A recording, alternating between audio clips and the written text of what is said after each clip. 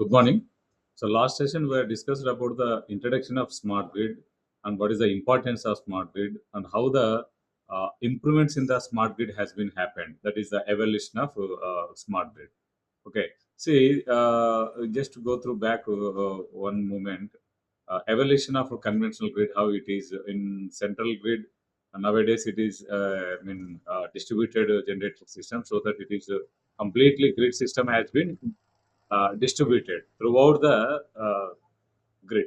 So whereas in the olden days, the grid is as a larger rating as we required, but it is a centralized system. Okay, so only one particular place it is located and it is distributed the power. Okay, so that we have the different technical and all the losses we have. Okay, that we have discussed. This is what how that year by year how that national grid has been improved their versions, and finally now it is uh, at the end of the 31st December 2013, one nation one grid and one frequency caption it have. And now recently we have that another caption has been added, one cost. Okay, so yeah, throughout the India, so one cost. So this is the key requirements behind the modernization of a conventional grid. So the conventional grid has been improved their version by modernizing their equipments. So of course the transformer it is there, and the other equipments generation sector is there, transmission sector is there, and then distribution sector is there same. But the each and every device having its own capable of deciding and its own capable of functioning.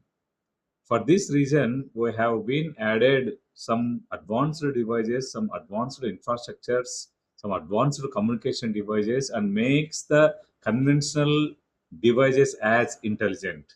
So that we can call it as a that conventional grid. We can call it as a smart grid. See here the this is the black diagram representation of a smart grid.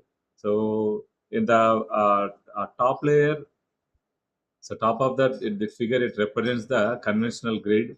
We have conventional power generation, and then it is transmitted through the transmission lines, and then again it is distributed through these distribution lines, and then finally we are utilizing at secondary distribution sector. And the below, so we have the same grid. It is represented in the black diagrams.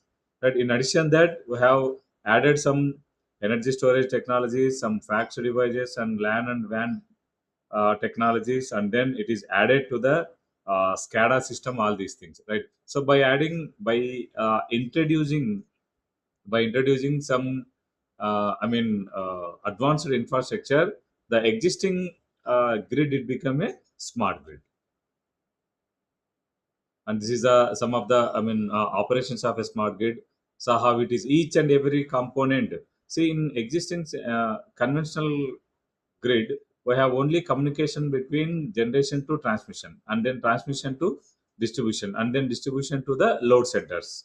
It's only one way communication, but the option it is given to the bidirectional communication, so that so we can easily monitor the load, and we can easily monitor the generation, we can easily monitor the transmission. So each and every sector having the communication, each and every sector having the connection among the devices, so that it is easy to maintain, it is easy to balance the complete system. So that's why you can call it as a smart operation, smart grid. And what are the key features? The load adjustment is possible. See, the balance of the system, as I already told, that balance of the system, so that if the load is increases in a particular region, then definitely we have to share from the other region or nearer the region, so that the load adjustment is possible, and then we are going to maintain the continuity of the supply to the consumers. And the demand response support, so based on the demand, again it is related to the load point of view. Based on the load demand, we are going to respond from the generation sector. So this is the demand response support.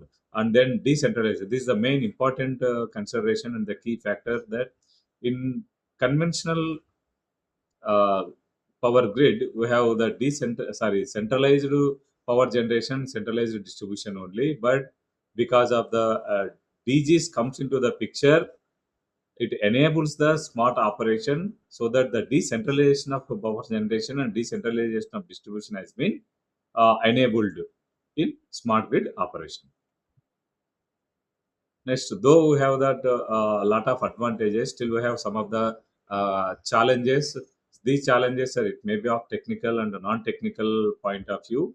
So overall, we have the challenges. Integration of renewable energy sources is also one of the challenges. Why? Because the renewable energy sources are um, not constant throughout the day, throughout the time, throughout the year, right?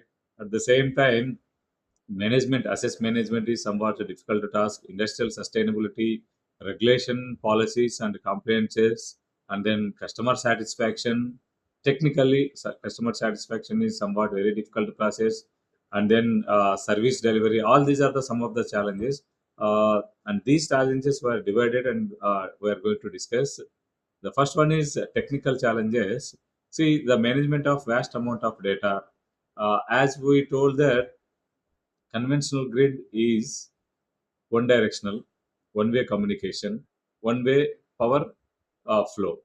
But now it is bidirectional power flow, bidirectional communication. So as this process is enabled just by adding more number of devices or more number of intelligent devices.